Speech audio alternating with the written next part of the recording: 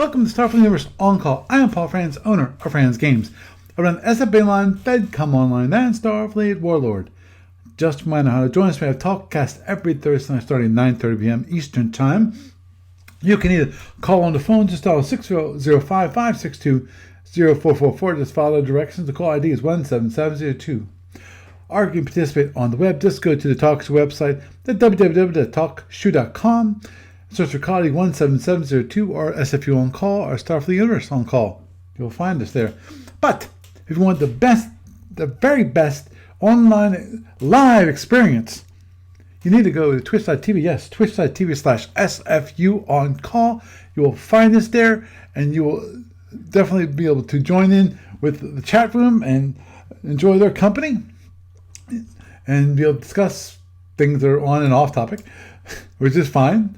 But I'm always thankful when they stick to at least talking about Starfleet battles. Onward and forward, if you need to contact me for any reason, my email address is sfuoncall@gmail.com. It's sfuoncall@gmail.com. Also, if you want to follow me on Twitter, X, whatever, you can do that by following me on SFUoncall.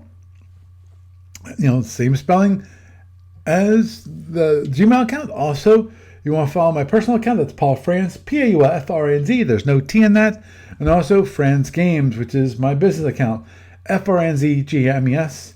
There's no T in that. As you follow that, the main reason you will follow that is, of course, see what's going on at SFB Online, what's going on with Starfleet Warlord, what's going on with FCOM Online. If there's any updates, you will see them there.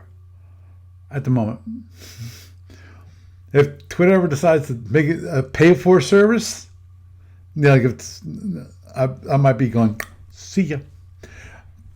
But anyhow, moving forward, of course, the lovely Talkcast gets into a podcast available on iTunes and various other feeds around the net. Some quick news from A to B this week. Steve Peckertrick has been working on the Orion Master Starship book.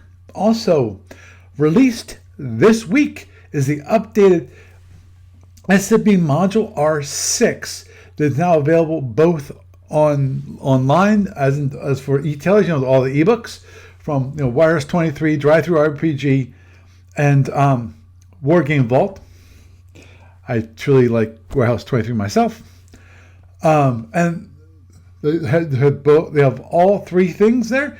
The rule book, which is $13.95, the black and white SSD, that's $12.95, and the color SSD book, which is $15.95. That's if you buy the electronic copy. And if you want to buy a full hard copy of the actual module, it's $29.95 on the online store. And this week's found in the online store is F&E Civil Wars single-sided counter sheet. It's only $4. It's 140 counters, and for $4 you get 140 counters. Now, these are single-sided counters for F&E Civil Wars. So, for those times that you're going to be fighting with yourself, that's when you want to get these counters. And hey, 140 counters for only $4. I think that's pretty cheap. I think that's an excellent deal, especially if you want to play Civil Wars in F&E. Federation Empire for those people who aren't in the know. And now you are in the know. Moving onward and forward, the SFB Line tournament, the Sapphire Star 15 tournament, started many weeks ago now. But round 1 is completed. Round 2, there's one game completed. So we already have Peter Berkia making it to the semifinals. I'm sorry, I forgot who he played against. They actually played today, and so it was completed today. And also, he posted there was an issue with the client. I got reread. I wasn't quite understanding where things are. Looked like he moved something into a weird position when it comes to the actual windows. I'm just trying to picture in my mind what he saw. But anyway, onward and forward. No other updates for online client stuff or Starfleet Warlord. not gotten anything more done on the new website for Starfleet Warlord. I definitely need to get back to that. I might get something done this weekend. My guess at the moment is no, because tomorrow night it's going to be bowling night. So I'm gonna get home from bowling. I'm probably just gonna sit down, maybe able to watch a little TV. Saturday, I'm gonna go help Doug move from his current place to another place, and when I get back, I'll probably have to do Starfleet Warlord stuff after I feed everyone, because I cook dinner around here. And lastly, and not leastly, I'm gonna be part of the Knights of Columbus. There's a Jack Frost parade, a township a couple doors down from me, and I'm gonna be in that. So, and when I'm not doing that, my wife wants me to start actually raking the leaves. So, so it's going to be a busy weekend, so I don't think I'll be getting around to that. I might get a little done. I'll have to wait and see, but don't expect me to get it completed this week. I'm guessing at least another couple weeks, and there's a decision I need to make. It will take whether it's going to be done it'll take me only a few hours to complete, or it'll take me another 8 hours to complete. Moving on and forward, when it comes to the library report, nothing new to say there. Actually, I got some new ones. I think I got a correction from Frank, which I have not yet posted up. Forgive me for not posting that update, Frank. I will get to that ASAP. And with that is the news for this week. And it's me, yes, the one and only Paul Friends, welcoming you to Starfleet Universe On Call. And tonight, we have Gary. How you doing, Gary? Not too bad. How are things? Good. Working better now. And hey, Jeff, how you doing? Good evening, everyone. Good evening. And of course, the one, the only, Doug. How you doing, Doug? I'm here. How are you guys doing tonight? Good, doing good. Okay. Yes. There. Nice and quiet evening for a change. Huh? No bars? No, not a bar tonight. Just a Walmart parking lot. Oh, truck's not acting up. No truck drama. No. Truck has decided it's going to behave itself for a little while at least. Knock on simulated wood.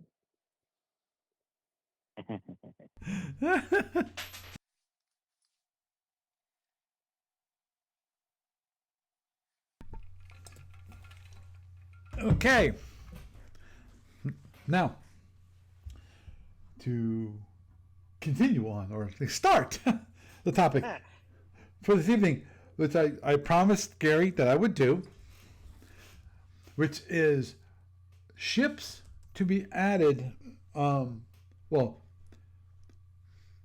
ships to be ships that will be added or be part. Okay, the better one. Be part of Module C6R, which is what ADB has been asking people to do. The thread starts off with, any ideas beyond Q ships? So it's like, okay, guys, anything with Q ships, because we already know Q ships.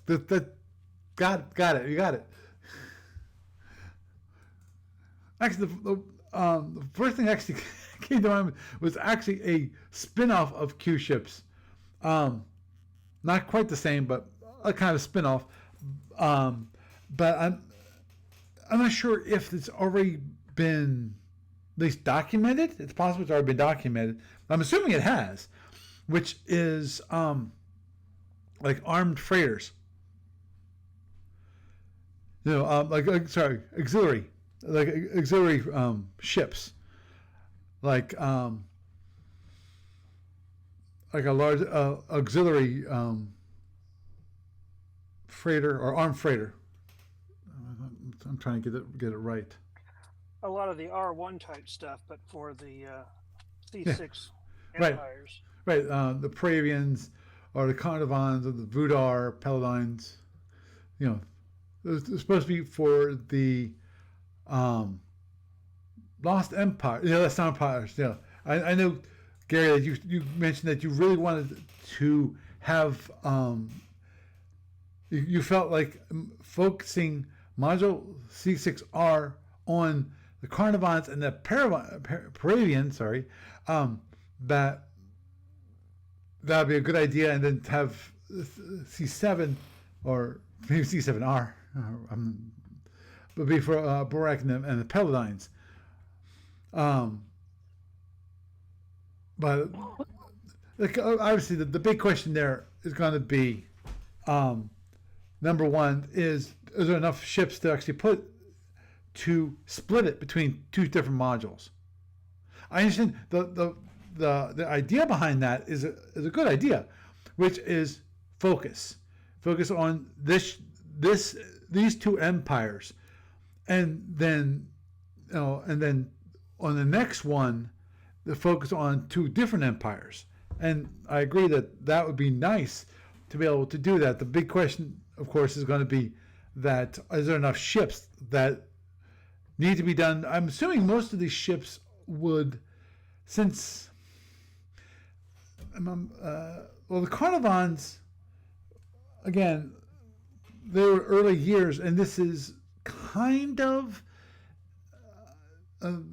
Lost Empire. My understanding of this is, I know that Steve Cole doesn't want to go down alternate timeline thing, because he mentioned that.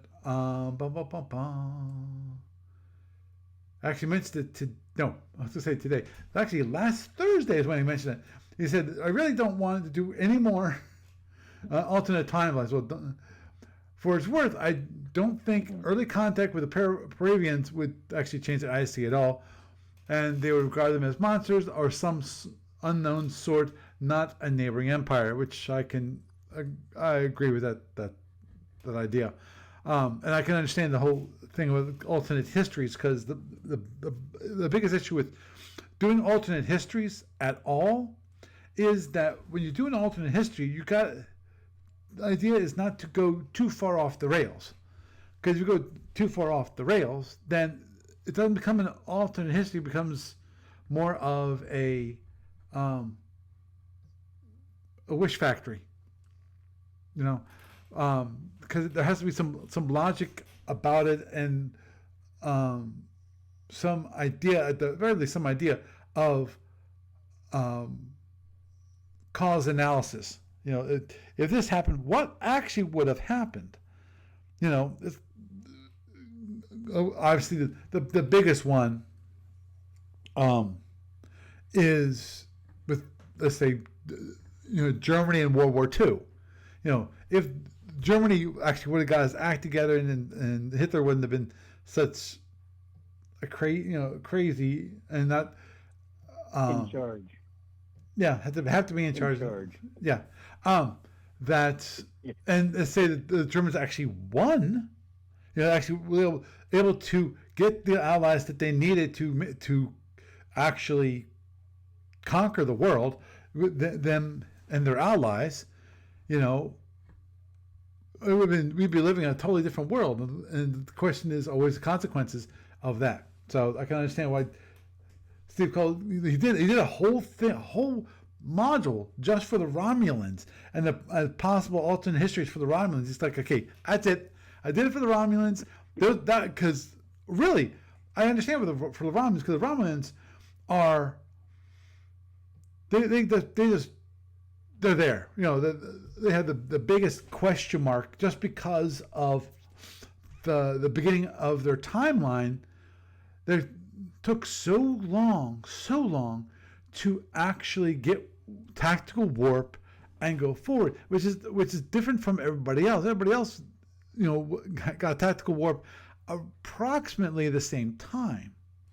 So, so that's definitely that was to me would be the biggest question when it comes to alternate histories. Obviously, for the Andromedans alternate history, it's actually it's in those circular dependencies kind of thing, that if the Darwin would never come back from the time rift, and told everyone, hey, this is what you need to do, and the Andromedans would have conquered the galaxy, the Milky Way, because of that they had already done it.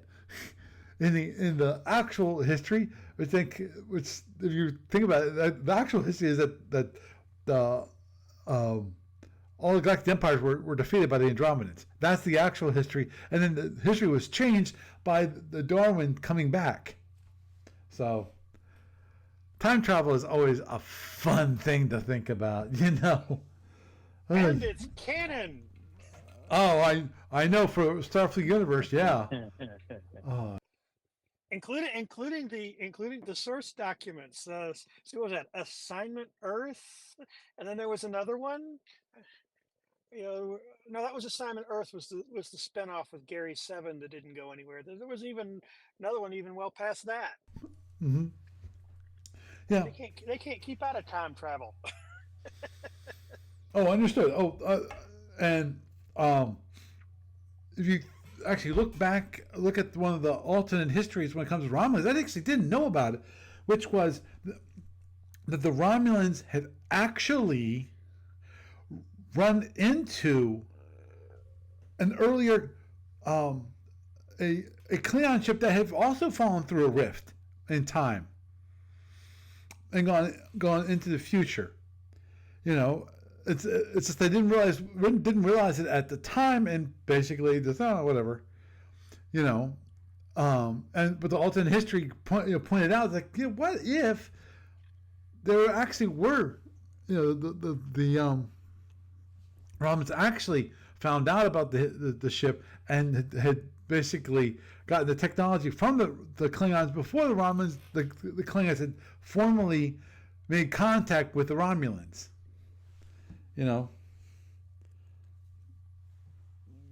Which is interesting. Sorry, went down that path just because of Steve Cole mentioned okay, let's not go down that path. So I just so we went down that path. Yeah. Check. Well, come on. Yeah. It There's a doesn't. reason. Yeah. There's a reason some rabbit holes aren't meant to be gone down. True. Yeah. Agreed. That's I 100% agree. But I figured I chased down that rabbit hole because it was mentioned, and more importantly, that we had already visited the Romulan module and going down those few rabbit holes that actually were really well documented. Steve Cole, I think I can't say that for sure. But the feeling I got from reading the text when it comes to alternate histories is that Steve Cole got bored of it. Because there were. The thing is, you got so many different factions that it's like, how many lifetimes will it take for them to do all that? Yeah. Oh, agreed. Yeah. It's so complicated right now with everything else that somebody just today on the BBS suggested that they pull together a consolidated product of all the SSDs that have been published in Captain's Log since the first one all the way through the most recent in some kind of gazetteer, even though those show up in other products. If you look at it trying to get into something that's not in basic, not in advanced, and not in the first C module for whatever empire, then you go down a long dark tea time of, okay, I have to get R2 for this ship and R6 for this ship and R1 for this ship, and next thing you know, you're scratching your heads going, when did my $30 game become a $500 investment? Oh, understood. Yeah, about 30 years ago when you bought the thing the first time. Yeah, that was the first mistake, right? Well, that's the first taste of the addiction, Oh yeah. Oh, don't get me started with addiction. I'm just thinking about the F&E guys. I'm sorry. When you start actually measuring your counters by weight, you got a problem, sir. No, you don't have a problem. You have the solution. I know. I've got the solution. Fire. No, bad. I think I think the counter fire the counters. Yeah. You need the counters. You need to have a massive stack of counters on the table for you to build a castle in front of you where you can go, and everybody in front of you go, oh God, not again. Let's do something else. Yeah. Actually, we did Yep. I'm going to adjust that down just a tiny bit. Okay. Because my camera does seem to be a little too high. Okay, that looks better.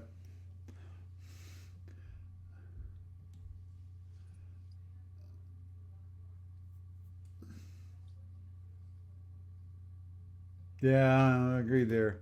Sorry, I was reading Guest Dave's post on Twitch, which is CL Double Nickel is almost a year late. I agree there, and I'm waiting. I'm just waiting. What am I waiting for? I'm waiting for Steve Cole to go, hey, I need a couple of articles from you. It's like, well, because invariably part of the couple of articles are obviously, a rundown when it comes to Starfleet Warlord is, okay, a rundown of all the games that have happened since the last time we've actually published a captain's log. That list is getting pretty long. Oof. Yeah. But hopefully, that I will be able to, we won't run into that issue. And I'll have something better to write about, Problem is, I'm not sure what the holdup is for the CL Double Nickel. As far as I can tell, I don't know either.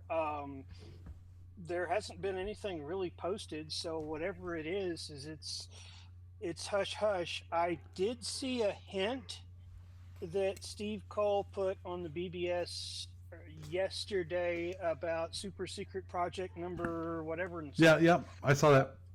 And it could be that he was waiting for a solid word on that to put in the Scanner Darkly section of Captain's Log. So it might not be long now. Who knows? Other than Steve. Of course, Steve probably has a good idea when he wants to do whatever. Yep. Though, I when it comes to Steve, the one thing I'm glad he's actually started doing, which is slowing down. I.e., on the weekends, he actually takes a break. That's important.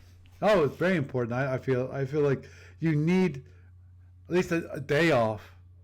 It's strange that it might be a little preachy here, but God created the earth in 6 days. The seventh day He rested. Well, as they say, God made the Sabbath for man, not man for the Sabbath. Right. That kind of thing. The idea is that we need a day off. We need a day of rest, a day of not focusing on work, all the time. And unfortunately, in the world these days, it seems like the whole almighty dollar has become our idol, as they say. You have to be busy. You have to be busy. It's like, no, you don't. Busy is an ultimate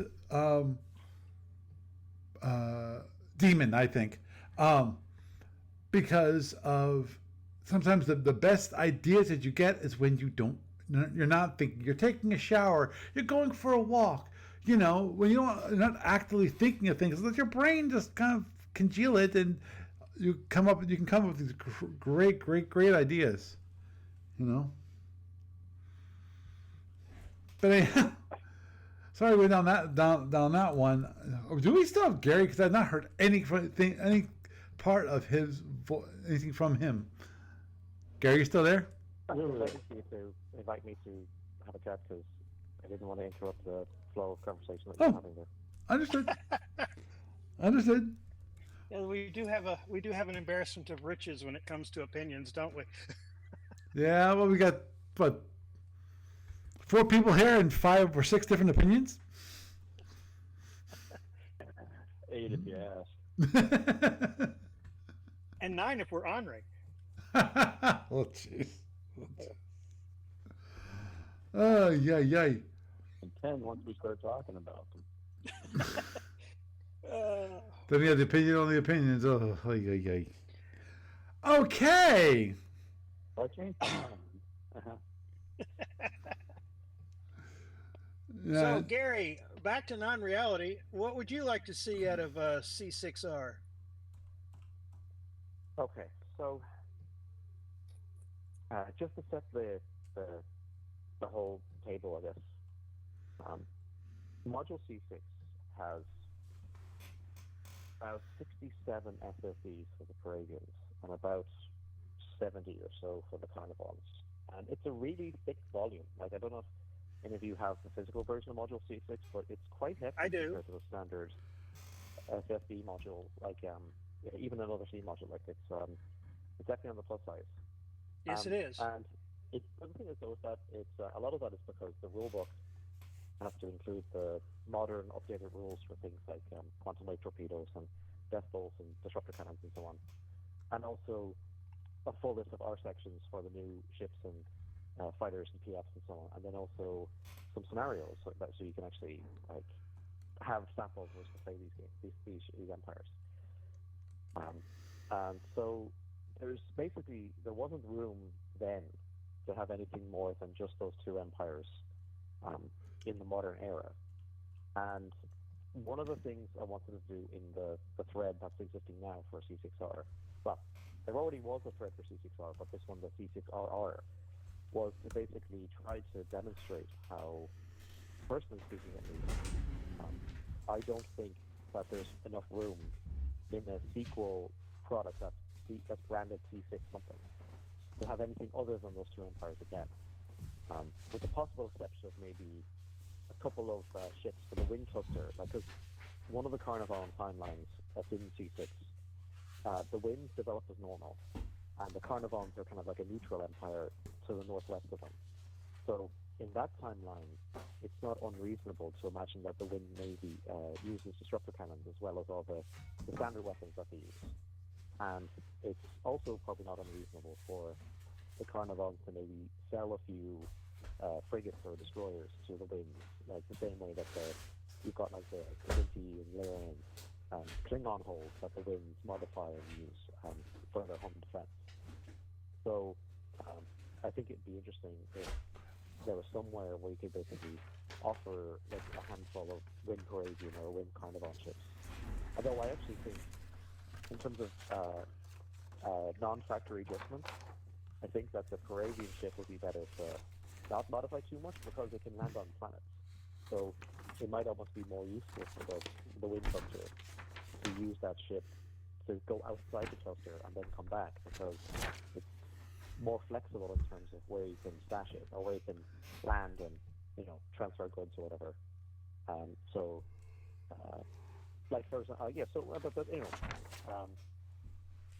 as I said, because the topic was basically talking about the Borak and Teledyne and also the Fudar.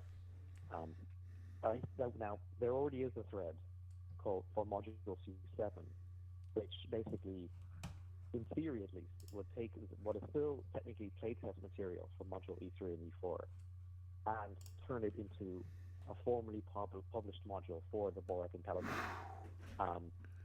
And I think there's probably too much material for even those 2 empires for a single module either, because I'll get to that later. But in any case, I don't think either should fit in C6R. And the Vudar, because they're a quote-unquote real empire, even if they're not a full-fledged empire, they're still subject to the Klingons. They're like a satrapy. Right. They're not an independent empire.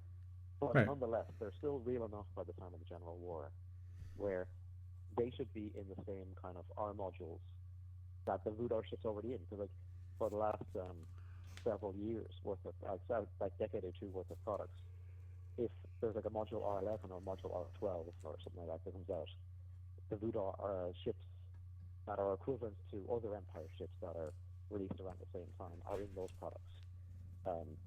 So I think that it's probably not enough Voodar ships to put into a standalone product, but I don't think there's the same need for that either. I think they're okay chipping away at them the same way that they've been done to date.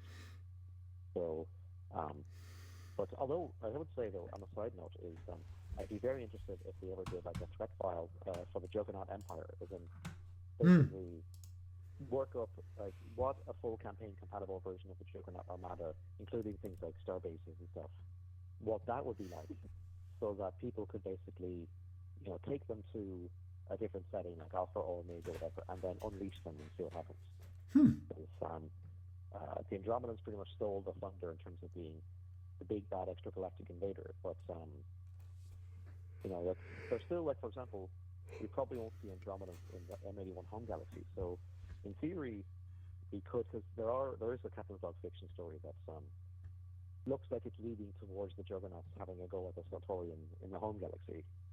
So in principle, you could do a scenario where the Juggernauts invade in force, and then how would that turn out, sort of thing.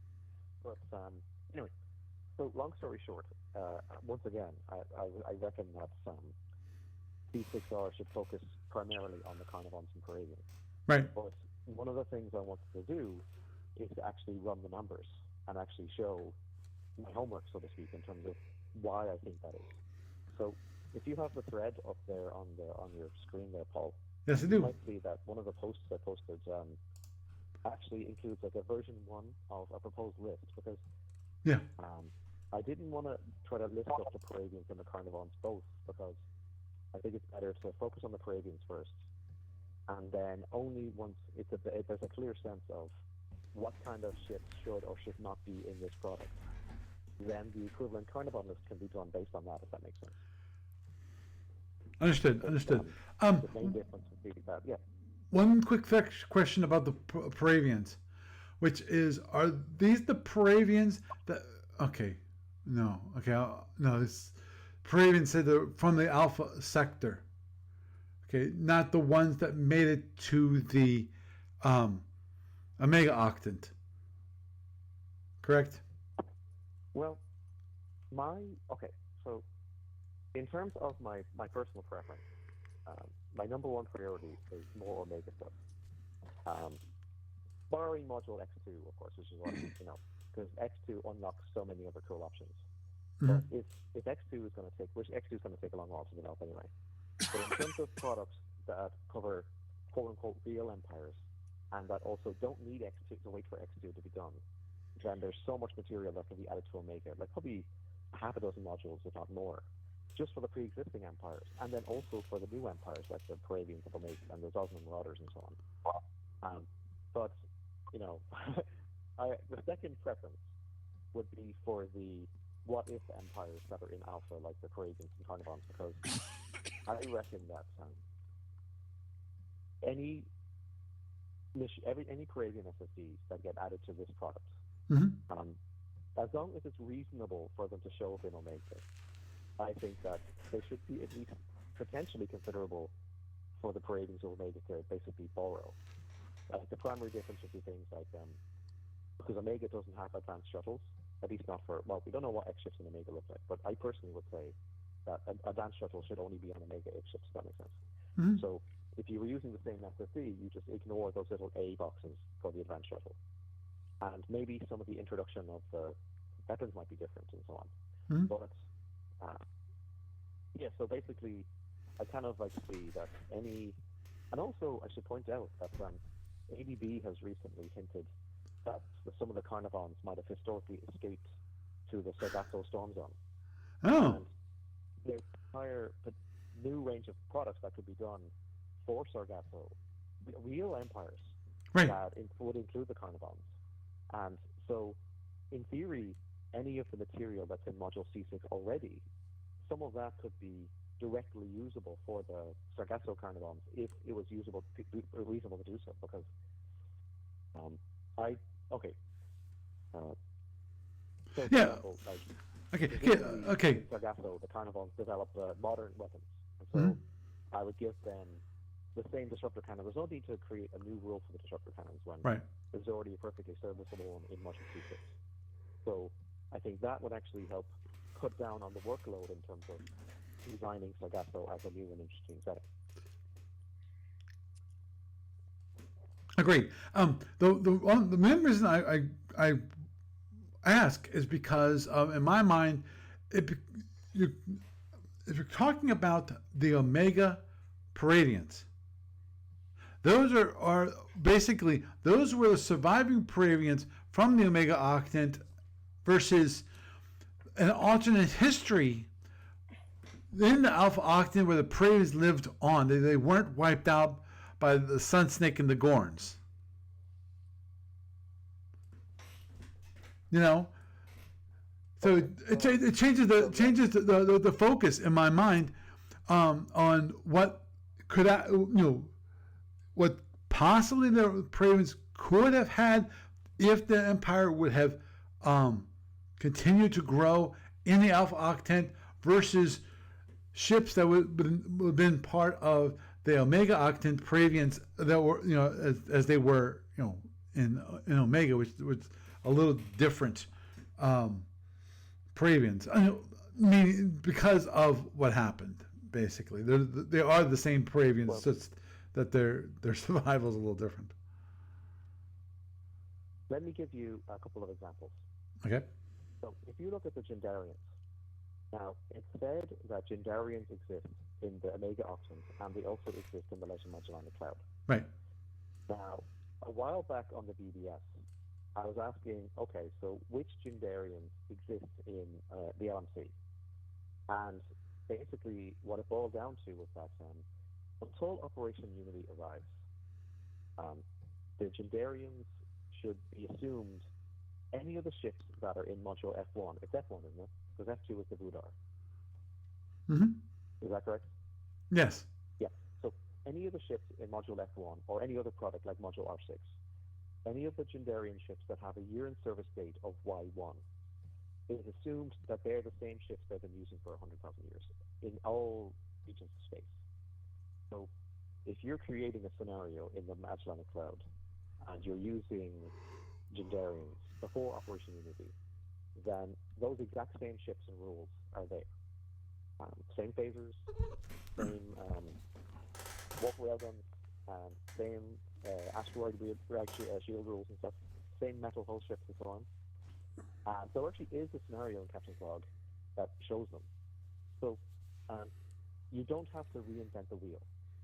And the main difference so far is that now there's not a lot of history after Operation Unity which has been posted for the Magellanic Cloud. But that's actually one reason why I think the new Magellanic module has to wait until module X2, because we need to know what the future history of Alpha in X2 is before we can work out the future history of the Magellanic Cloud in module C6R. Right. But what is known is that in module X1R, there's actually an entry, there's a couple of new Gendarian X ships that they give you. And it actually allows those same X ships to be used. Basically says, after Operation Unity, the Gendarians of the LMC adopted X ships. Mm-hmm. But they don't adopt fighters or PFs. Right. As long as it's not a carrier or a fast patrol ship tender, then you can basically let the LMC Gendarians use those same X ships. And the assumption is that basically they acquire the technology from the Alpha Empires and so on. So the technology is still going in the same direction. Now, right. On the other hand, you've got the Federal Republic of Aurora in Omega. Now, their story is different because when they arrived in Omega, they only had the technology that was in the Aurora system at the time they were transferred. Right. So they only had the Terran ships like the light cruiser and the police corvette, and they had an Orion cruiser which conveniently had a cloaking device on board. So their technology tree from the very beginning had by necessity to go in a very different direction to the Federation, which of course is what makes the Federal Republic so interesting. Right. It's basically a what if Terran whole faction made real, and also with cool toys that they don't get in Alpha, like vacuum missiles and that sort of thing. Right, and the whole thing with the FRA really is you've got these far-flung different races from the Alpha Octant being thrown together and saying, you're familiar with each other, and there's a, there's a big universe out there that wants to kill you. So you have to basically come together as a collective empire, and also from that, you have the different variety of technologies from the different empires coming together there and forming a new empire using these disparate technologies. So which makes it all the more interesting. That is also correct. But like there is, like for example, their destroyer, which sadly is still not on Shapeways, is a hybrid design between a Klingon F5 and a Federation police ship, whatever. So yes, I mean that is definitely a factor. And also, Captain's Log 53 includes the SSDs for the Lyran and Klingon ships that were brought into FRA service, like with FRA technology and so on. So, but the thing is that I don't think the same would necessarily apply to the baseline Paravians of Omega. Right. So now again, this is my personal thing. I mean, like we have hoping that there'll be a future update file or preview pack which will actually say for sure. But I think that for the Omega baseline for the Paravians, I would basically say that, practically speaking, both from an in-universe development and also from an actual game design perspective, I think it's just as well to lean as heavily into the Module C6 material as is reasonable. So I personally would say they should use the same quantum light torpedo rules. It works perfectly fine. And I think that they should use some of the same SSDs. So, and also that means that, the miniatures that are on Shapeways, you don't have to buy a whole new bunch of miniatures because, getting a new Omega ships on Shapeways is, it's up to the modelers to decide if they want to do it or not. But I don't see a reason not to leverage the miniatures that already exist. So, but the thing is, though, is that doesn't mean that the Omega Paravians don't do anything interesting themselves, because you recall from Captain's Log 54, the anti-proton variants show up. So it's not a coincidence that the playtest SSDs use the same ships that have Shapeways miniatures that are in Module C6. And so there's a few other weapons and stuff that the Omega's Paravians get, distinct from what's in Alpha. But long story short is that if the Paravians get something like a light cruiser, I don't see any reason why it shouldn't be the same light cruiser SSD, more or less, than the one that we already have in print for Module C6. Because if that encourages more people to buy Module C6, the better. Right. And similarly, for example, there's no fast ships in Omega. So I would say that in Alpha, yes, the Paravians in Module C6 have a fast cruiser or they have a light dreadnought. But unless fast ships are introduced to Omega in the future, which they might never be, I would say no, you don't use that SSD in Omega, so because they would never develop that technology there. So yeah, but also, so to get to Module C6R, the primary focus of the list that I drew up on the board is what the Alpha Octant Paravians, the ones from Map Sheet P, would in theory have, and which they don't have SSDs for already. But saying that, in future, once Module C6R is done, then I would say that if there's a reasonable number of these ships that could exist for the Omega Paravians, then they can be basically borrowed, double dipped, so to speak. So you're basically making it that there's if a future Omega product had the Omega Paravians, it could then focus on the unique ships that they have. So for example, if there's only so much space for SSDs, then those SSDs can be used for things like anti-proton variants or other kind of unique toys that they have relative to what the Alpha Paravians have. So that's my own theory, But yeah. So anyway, I guess we don't have too much time, but I just wanted to have a quick summary of what I think Module C6R should have for the Alpha Paravians, at least. Do you have it up there?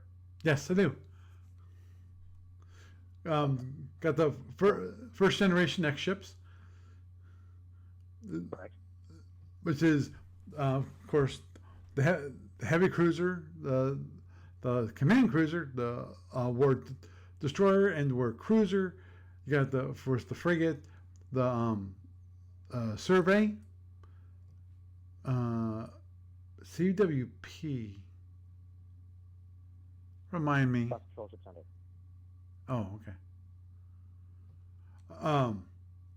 CWS, and then we have CSV, which strike carrier.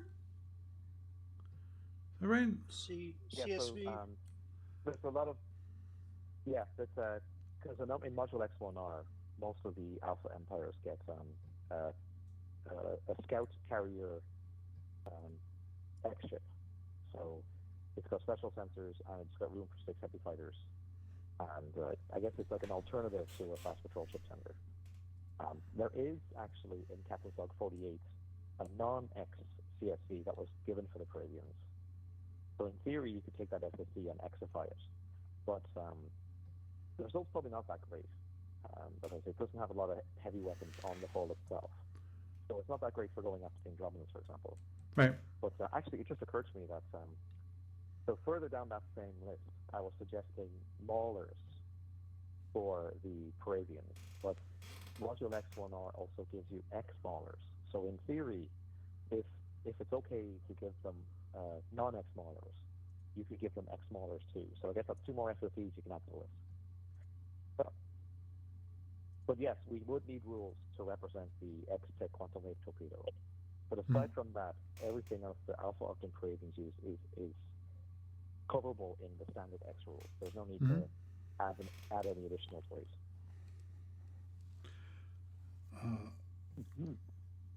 It should be interesting to see if the quantum wave torpedoes can make use of something like the plasma sabot rules, or if they get their own special dispensation on advancements in the tech tree. Mm-hmm. I think I'm actually I guess I was a little bit disappointed that they didn't already get a stable rule for Y180 to keep up with plasma because I think that came about because C6 predated. Go ahead. No, actually, the stable rules were introduced in R10, I think it was. So they did exist. It's just that there wasn't necessarily a lot of focus on the late war era by then so far, because a lot of the material, I don't know. I mean, I guess it wasn't seen as that big a deal back then, but I just personally wonder if it's a problem later on. But yes, I mean, in theory, extra quantum wave torpedoes could be given the stable as well. But I'm not too sure I'd want to give the X-Tech version of the weapon too many toys, because one of the things that I personally like about the weapon is that it's relatively simple. It's almost Omega-like in that sense, because a lot of Omega weapons are very clear. Like, for example, they don't have pseudo torpedoes, they don't have ECM torpedoes or whatever, or drones. Like, if you're flying a Trobrand ship, you've got different sizes of implosion weapon, but they all function the same. They're all VL torpedoes and so on. And also that means that they're easier to convert to Federation Commander. So I would, yes, definitely like to see some improvements for the quantum wave torpedo. Right. But personally speaking, I wouldn't want it to go too crazy. Right. And the to me, especially because we're talking about first generation X ships here, which means that X1 technology isn't that big of a difference. And obviously the first thing you want to do is compare that with the other X ship tech, other X ship weapons, first generation, that make sure it's around the same. Now, one quick thing is when it comes, you mentioned maulers, but outside of the Klingons and I think the Romulans, were there anyone else who actually used maulers? Lyrans. So Lyrans, yes. Lyrans. And also the Yeah. The winds, they used the mauler to attack one of the Kzinti bases during the War of Return. And yes, the Lyrans did get, they got more because they were part of the coalition, so the Klingons provided them with mauler technology from Romulans. But in the Module P, the Romulans and the Paravians are aligned with each other against the Gorns and ISC. So the Paravians would probably need those Maulers if they're trying to attack Gorn or ISC starbases or like planets or whatever. So Here's a scary I thought. don't think it's entirely unreasonable. Yeah, but No, I was just so yeah, thinking it's that basically can you imagine how crazy things would be if you had a Paravian um, Warhol that had 4 or 5 QWTs and a plasma F or 2 and a cloak.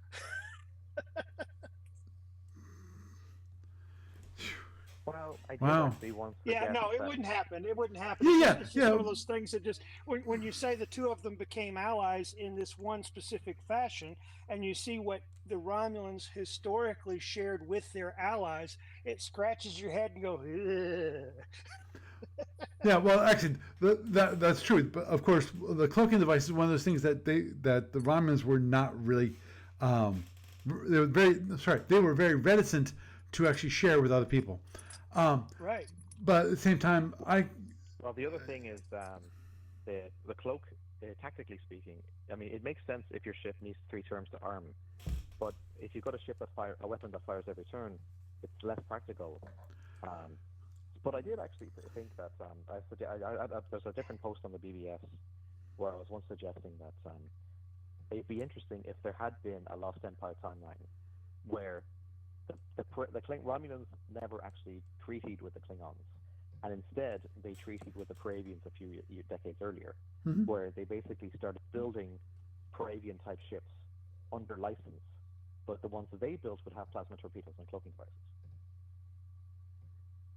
So that means that, you know how on Shapeways you can buy miniatures in the ultra fine detail plastic so it's see-through? yeah. So that be given Romulan players an excuse to buy 2 miniatures for each Paravian ship that they build. One to represent it under cloak, and the other one with not cloaks. Actually, and you bring up a very interesting point, which is that the quantum wave torpedo is single turn arming, and therefore really wouldn't take advantage of having a cloaking device. At least it wouldn't be as a requirement compared to the Romulans who have a 3-turn arming weapon. But one thing that brings me to think about it is some of the older actual cloaking tech. You know, was it the veiling device? Yeah, I think you're right. And the veil. Yeah. Masking and veil. Yeah. And yeah, the thing is that the quantum wave torpedo ships might not need tactical cloaking, but they probably could take very good advantage of strategic cloaking. Agreed. Or at the very least, a way of. Oh, what I was thinking of was a way that you don't cloak, but you can, using a device, you can actually make it much harder to actually hit their ship, which is cheaper than possibly, or even, can be used in addition to ECM. Right. Well, here's the thing. You know how a lot of Paravian ships have large impulse decks? So, for example, the Paravian heavy cruiser has 6 impulse boxes, whereas the average is like 4 or so. So that is actually convenient because if you're approaching an enemy planet or base, you can go on erratic maneuvers and not have to use warp power to do it. So you're actually approaching faster, but you're still getting the benefit of erratic maneuvers. That's one of the that you get close enough to. Very interesting things about the Paravians is they can do erratic on impulse. Usually that's something that only nimble ships can accomplish. Yeah, I did not know that. So, anyway, so I guess another topic, I guess we're still running out of time, but another aspect of what I was basically doing the list for the Paravians here was the concept of their local defense ships. So the Module R8 includes concepts of ships like the National Guards. So they're ships that still have early years warp engines, but they've got modern weapons. And that same principle could apply to the Parabians, but with one big difference is because in Module C6, it's specified that when the middle years Parabian ships first get built, they're able to solve the problem that they had in the early years, where basically, like in Omega, so in Omega, when the prober start losing their warp engines to the left and right, the ship actually decreases its turn mode. Right. And so the early years Parabians have the same problem. Now, the modern Parabian ships in Module C6 don't have that problem. They managed to fix it. But I would say that the local defense ships should still have that problem because they still have early years engines. So even if you give the ship phaser ones and if you give it quantum wave torpedoes, and if you get rid of the non-weapon option boxes and like quote unquote standardize the interior of these ships, which I think is logical for them to do, I still think that both engineering-wise and also in flavor-wise, in terms of like the way the SSDs should be presented to make them interesting, I think that they should retain the turn mode problems that the earlier ships have. That makes sense, considering that it would be a function of the warp engines available, because you're not going to let your National Guard units have your latest and greatest. You're going to let them have the minimum quality necessary to get the job done. Right, and it's local defenses. They're not going to be going outside the system. At least that's the point. You know, as long as they can adequately defend, you know, the systems that they need to defend. You know, having less powerful engines, it should be fine. Make them monitors. And yeah, well, I mean, they can get monitors too. So I suppose in theory, because I think is it Module R1 or one of the others that actually provides separate monitor SSDs for like the that was Module R1. Yeah. So yeah, so you could do the same for the Parabians and Carnivons. Like, here's the default. I mean, because Module C6, it actually has a section in the rulebook that actually tells you, okay, so if you've got all these generic units, right, these are what they have. Right. So you basically literally just take that exact description, put it in an SSD form, and boom, that's an extra SSD. So anyway, actually, that is another point because there's a number of these civilian units and stuff like prime corvettes and so on that in principle could be given Parabian and Carnivon specific ones based on those rules. But just basically, another big thing as well is, in short, the R1 units that aren't in C6. Yeah. Right. Exactly. Yeah. Now, another big thing as well is so in C6 itself, most of the Parabian ships still have 3 engines, with the main exception is the Heavy War Destroyer. So that ship has 4 engines, and basically, you know, similar to like what other empires do. Like, for example, you know, the Federation War Destroyer when it becomes the Heavy War Destroyer, they slap a 4th frigate engine on there to help power the ship, but the additional mass means that it moves slower, so it all balances out. So now the question would be, should the concept of a 4-engine Parabian ship be unique to the Heavy War Destroyer? Or should it be something that other classes of Parabian ship can do? So, for example, can you take a Parabian war cruiser and bulk it up and give it a 4th engine and you've got a new heavy cruiser? Or can you not do that? As in, like, does the engineering not allow it? Or in game design terms, is it not a good idea to let them do that? So now, initially, years ago, I probably would have said no because kind of felt like it was a little bit samey to like go that route. Mm-hmm. But now, more that I think about it, it seems that there's nothing really to stop it from happening. And also, in the long term, it might be interesting if you had it that maybe some of these 4-engine ships show up in Omega, and that's instead of some of the 3-engine ones, if that makes sense. So that could be a way to help leverage the material in a different way. But in any case, if you do open the door to more 4-engine ships, that's at least 8 new base holes, or 7 or 8 new base holes, and a couple dozen other mission variants like scout ships and commando ships, and carriers and PF tenders and so forth, that you can add in on top of that. So that's already pushing the module up to about 50 or 60 SSDs at least. Maybe more, because you could probably get 80. And then you start asking yourself, well, that's 80 SSDs. That's a lot. I mean, that's more than C6 itself has. And then you start having to say, well, do the Parabians need all those SSDs? Or should some of those be stuck in the drawer and used for a C6B 10 years from now?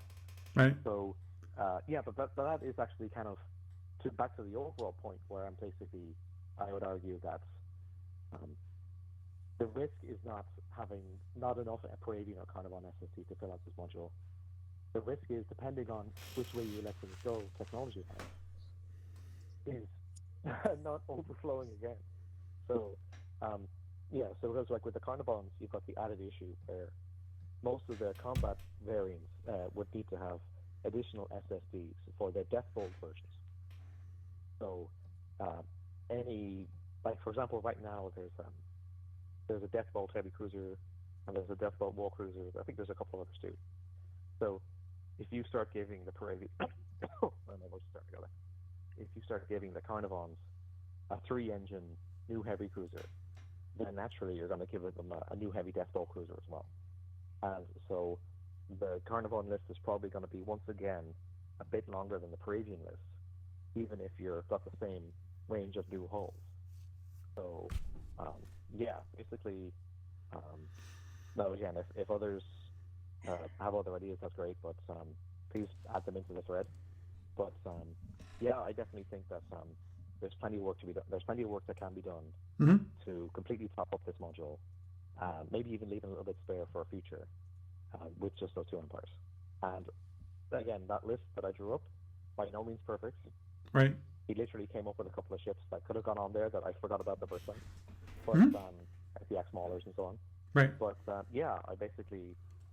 hope that list, such as it is, at least shows how much material there is out there to work with if ADB or if the fans want to work with it or see fit to work with it.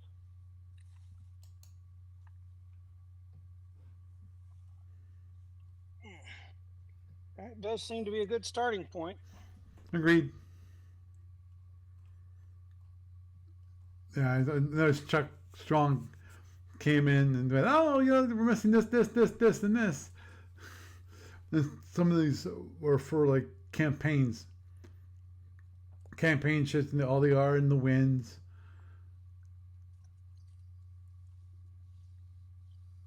Yeah, But I'll tell you what, actually, I was looking at his list about the idea about doing super heavy Saltorian stuff, but I actually think it'd be interesting to go in the opposite direction and give the Saltorians a Corvette that has a single boom and 2 engines that are 3 boxes each, and then give them a police frigate that has 2 booms, and then a police destroyer that has 3 booms. So either for use in patrol scenarios in the home galaxy, or say, for example, we were talking before about the idea of the Saltorian showing up in Omega. So if they're showing up in a place where there's a lot of open space, and they have the potential to start an empire of their own, or to at least, they can claim it in case the Tholians show up. Mm-hmm. So they would need police ships to help patrol that and keep the Zosman Marauders or other kind of pirates out of the way. Right. So then it would make sense for them to have a smaller unit that they can build multiples of. And so a nice Corvette or a nice police frigate might be an interesting thing to leverage in that circumstance. Oh, agreed. I should post a thread about that in the BBS somewhere. Yeah, and but it shouldn't be a C6R. It should be somewhere else. Right. And I think what we're talking about again is for them. We're talking about campaign ships that aren't historical, but if you want to play the Empire as in a campaign setting, you kind of need to support the campaign. It's also like the same group to kind of bring it back to Federation and Empire. There are a number of strata. You've got frigates, you've got destroyers, you've got escort destroyers, you've got war destroyers, you've got cruisers, you've got new cruisers, you've got war cruisers, you've got all these stratas, And some empires use specific names for them, like the Romulans and the Hydrans, and you have other empires that don't. But the thing is that if you look at it objectively, you have ships in all those slots going from down to the smallest of the corvettes all the way up to the battleships and everywhere in between. And the thing is, we could talk to the cows come home about how many different designs the Paravians or the Carnivons and whoever else needs to have and don't. But the thing is that if they have ships that are filling the roles that need filled, it might be a hard sell to create a bunch of designs that might not be used very often.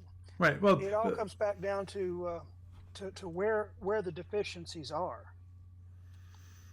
Oh, agreed. And of course, what Steve Cole points out, which is, if players will buy it, I will print it. Yes. Plain I guess simple. the final thing I would say, though, is Yes. sorry.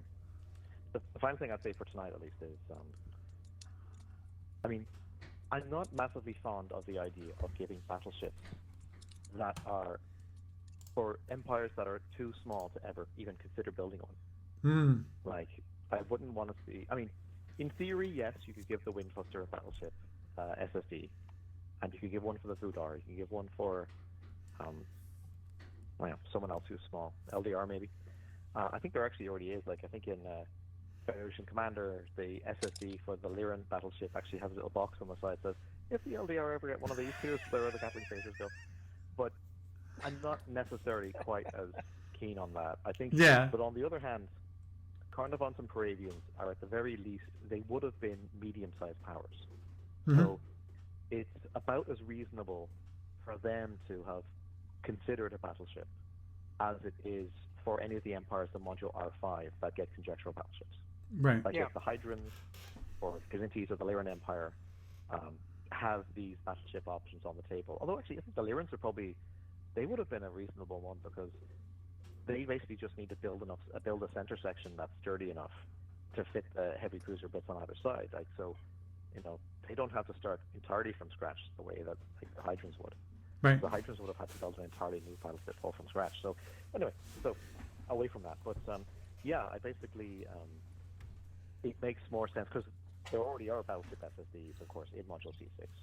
But I think that for an empire that's intended to be at least reasonably considered to be a contender empire in terms of being like a significant player in the auctions, then it makes more sense for them. And for a similar reason, over in Omega, there's a thread of talking about Omega battleships, and I think that there's no reason to give all 20-something Mega factions a battleship. I think it's the ones that historically are at least medium-sized or bigger that actually have the production facilities needed to construct a battleship. I think it's those would make sense for a campaign, and some of them might even end up being historical. But some of the super small empires that don't have the tools to be able to build a ship that big, I think they should not get a battleship SSD, or at least it shouldn't be a high priority, because it would be basically an impossible haul rather than being a campaign variant, if that makes sense. Like if you think about it in the Module R9, the way of phrasing things, there's a difference on the master ship chart in terms of a ship that's campaign conjectural and a ship that's impossible. Right. So, like for example, the Vari Combine, none of the cells of the Combine are big enough to build even a dreadnought. So for them, a battleship is impossible. So, but on the other hand, like say the Troburn Empire, they have a pretty hefty dreadnought as it stands. So I'd say it wouldn't be entirely out of bounds for the Troburn to have a battleship. It's a pretty interesting ship to see actually in SSD form. So yes, basically, to apply it back to Alpha, I'd say the same is true. Where, I mean, if there's really that much of a demand out there to have like a Vudar battleship SSD somewhere, fair enough. But I think it's better to try to keep the focus on ships that are reasonable for each empire to operate based on the scale of the empire in question. Right. And there's Specifically, kind of a flip side and all that too, which is basically that there was an era where they did a bunch of cookie cutter designs for all the empires, and it was really around the General War stuff. But it kind of killed the flavor of the original game, where it wasn't quite as everybody had everything, and the races were unique and different because they were unique and different, and not everybody had a class XYZ that's perfectly balanced. So yeah, totally agree with you on the whole idea of different sized powers having the capability of fielding those large ships, but not necessarily all of those different powers doing it. That makes total sense. right, Yeah. and Sorry, go. right, and I think the criticality there is conjectural versus campaign only. Or it was conjectural, I guess.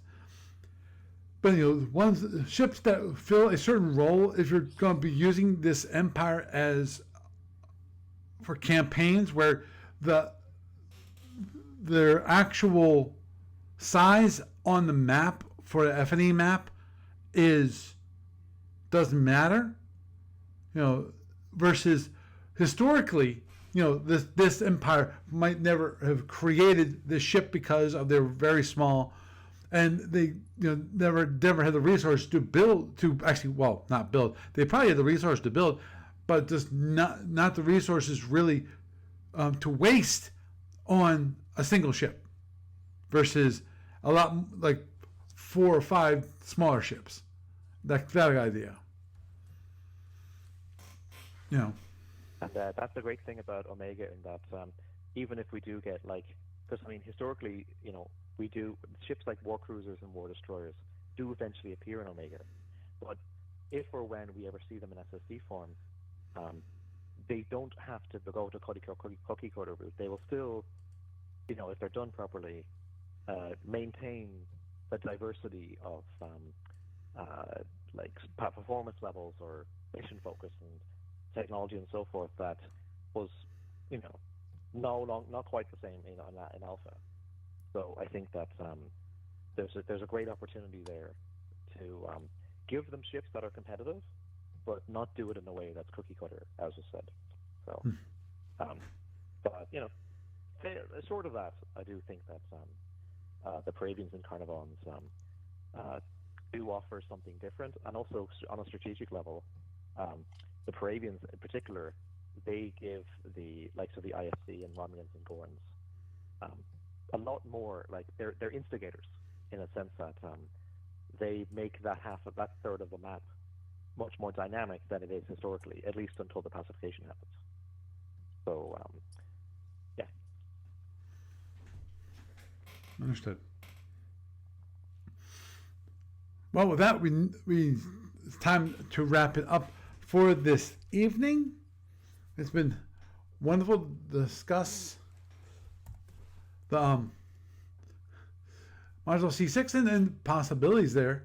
I think having a C6R shipped out the door and people buying it, I'm all for it. Yeah, I would actually like to see more of the Parabians. The Carnivons too, but to a lesser extent. The thing is that both the Carnivan and the Parabian empires have a certain flavor that seems to be missing in quite a bit of the Alpha Octant stuff, and it's better connected to the other Alpha Octant stuff, which means you don't have quite the learning curve as you do with a lot of the Omega. There seems, some of the people I've talked to over the years have said that one of the reasons they did really dig into Omega too much was it seemed like it was two-thirds of the game they knew, and the 1/3 that wasn't was all the important parts. Understood. Well, I think part of the problem there is that they should have probably made it clearer that the core group of empires in Omega are relatively easy to learn, like the Misrons and Trobrin, and they should have been more careful to mark the likes of the Soldra and L'Oreal and the Barthenons as like, further depth only, because I feel like by putting too much of a grab bag of empires in the first module was probably the big. Well, I mean, they already know this, but it's like it was the biggest mistake in terms of losing that clear focus that Omega needs. But hopefully, it's not too late to drag things in a different direction, though. Oh, agreed. Well, Gary, thank you for bringing up such a wonderful topic, and you have a good night. Thank you. And one finally, anyone listening, if they have any ideas for the Lost Empires or Bork or Paladin or anything else, get on the BBS and state your case. I agree. Okay, see you. Jeff, always a pleasure to have you around. Yeah. Always glad to hear your voice, because that means you're still safe. I appreciate that, even if I do interject some problems every now and then. Oh, that happens, but that's fine. Keeps things interesting. Yes, it does. Anyway, you drive safely, and I'll do that. I'll be safe. okay, good. You have a good night. Okay, bye. Doug, Yes. you're relatively quiet, but that's fine. But it was. Oh, no, it's like everybody had a lot to say about the topic tonight, and it's nice to listen. Mm-hmm. So Understood. it's interesting. Agreed. It's like I got my little 2 cents in there at the end. Agreed. But yeah, that's looking forward to seeing you this weekend. Same here. Okay. Well, you have a good night. Not sure how much we'll get to talk about stuff. Good night. Yes, it is getting late, folks, and I actually, believe it or not, I actually have to sleep. Sometime between tonight and tomorrow morning. That's always a good thing. But anyhow, with that, I am Paul Franz, and I bid you a good night.